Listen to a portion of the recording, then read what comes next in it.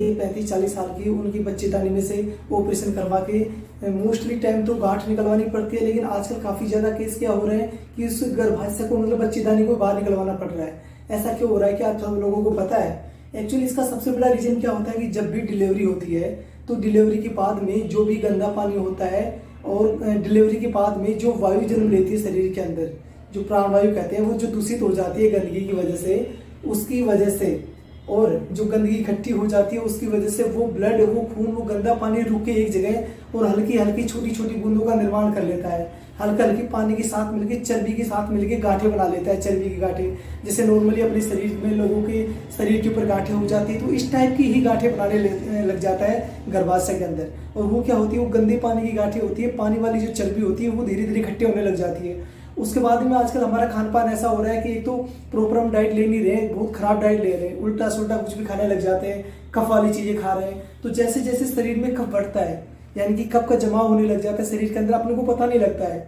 हमारी जुकाम हो गई, हम दवाई ले लेते हैं, गरम गरम काढ़ा ले लेते हैं, उससे क्या होता है, वो कफ सूख के जम जाता है। और वही प्रकोपित कफ आगे जाके क्या काम करता है कि धीरे धीरे, क्योंकि शरीर के अंदर जब भी कोई गांठें होती है उसमें हमेशा कफ का योगदान रहता है, और कफ और वायु दोनों बिगड़ने से वो गांठें धीरे धीरे फैलने लग जाती है।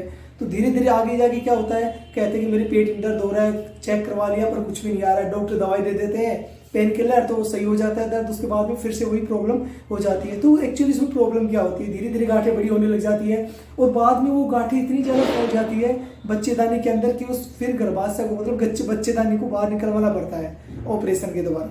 तो सबसे बड़ी प्रॉब्लम ये चल रही है।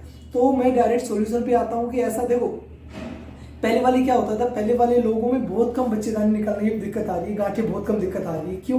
क्योंकि पहले वाले लोग अच्छे खान पान रखते थे, शरीर बिगड़ता नहीं था। जैसे प्रेग्नेंट लेडी होती थी, मतलब बच्चा हो जाता था, उसके बाद में उसको अजवाइन वगैरह के लड्डू खिलाए जाते थे, सुपारी बना के खिलाई जाती थी। आजकल लोगों को क्या चाहिए, बच्चा हुआ नहीं कि 1-2 दिन बाद में पास्ता ऑर्डर कर लिया, पिज्जा ऑर्डर कर लिया, समोसे खा रहे हैं, तो इससे शरीर बिगड़ता चला जाता है, रूटीन में नहीं आ जाता। ऐसा जो ओवेरी की सफाई हो नहीं पाती है, बिल्कुल बच्चेदानी की सफाई नहीं हो पाती है बच्चा होने के बाद में। तो इन सबसे बचने के लिए एक्चुअली तो वो क्या करना चाहिए, काफ़ी ज़्यादा रीजन्स होते हैं कि हम इस चीज़ को कैसे सुधार सकते हैं, हम अपने आने वाले फ्यूचर को कैसे सुधार सकते हैं। सबसे पहले तो बच्चा होने के बाद में ध्यान रखना, लेडीज को 10 मूलारिष्ट पिलाना शुरू कर दीजिए, क्योंकि 10 मूलारिष्ट में वो गुण होता है कि आपके गर्भाशय की बिल्कुल सफाई कर देती है, बच्चेदानी ओवेरी की बिल्कुल सफाई कर देती है। जो भी जवर चलने लग जाता है बच्चे होने के बाद में, शरीर दुबला पतला हो जाता है, उसका दूध भी खराब होने लग जाता है माता का, इस वजह से क्या बच्चे के ऊपर भी इम्पैक्ट पड़ता है, बच्चा भी बिल्कुल सूखा रोग से ग्रसित हो जाता है। तो इन सबसे बचने के लिए एक्चुअली देखो क्या करना चाहिए। सबसे पहले तो जैसे बच्चा हो जाता है 10 मूलारिष्ट पिला दीजिए। एक सुपारी पाक आता है, वैद्यनाथ झांसी की दोनों दवाइयाँ आती है, काफ़ी बढ़िया रहती है। एक नहीं, कम से कम 1000% के ऊपर इसका मतलब कि इलाज किया है। इससे क्या होता है, ये दोनों पिला देने से आगामी आने वाले फ्यूचर में भी जब बच्चे होंगे तो आपको दिक्कत नहीं आएगी। काफ़ी टाइम क्या होता है कि एक बच्चा हो जाता है, डॉक्टर कह देते नहीं दूसरे बच्चे में बहुत दिक्कत आएगी।